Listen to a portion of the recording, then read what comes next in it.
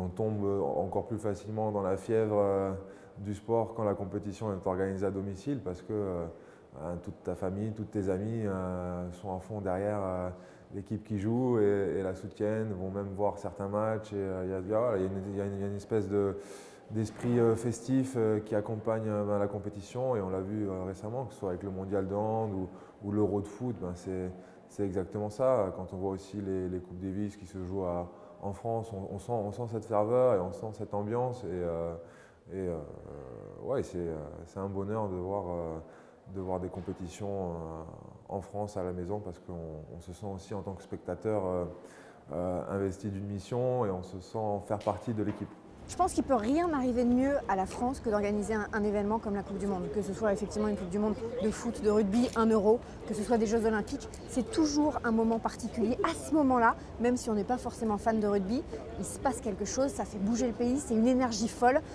Très sincèrement, je pense qu'il ne peut pas nous arriver mieux que d'accueillir la Coupe du Monde de rugby. Une Coupe du Monde, je trouve, qui regroupe une mélange entre les sociétés, les sponsors, les journalistes et tout le monde. Moi je le dis tout le temps, même ceux qui n'aiment pas trop le sport.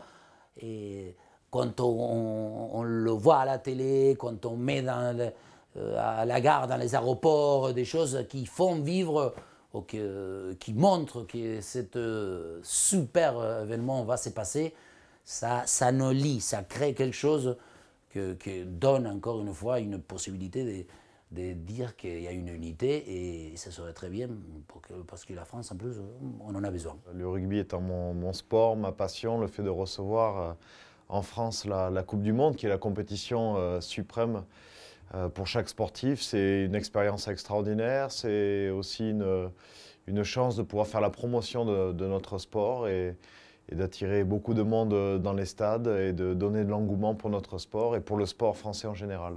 Moi, j'ai toujours été passionné de sport, donc dès que j'ai l'opportunité d'aller voir une grande compétition ici dans mon pays, j'essaie d'y aller parce que je passe des bons moments et puis je suis assez chauvin, donc je supporte mon pays. Voilà, l'émotion pour procurer le sport, je crois qu'il y a peu de...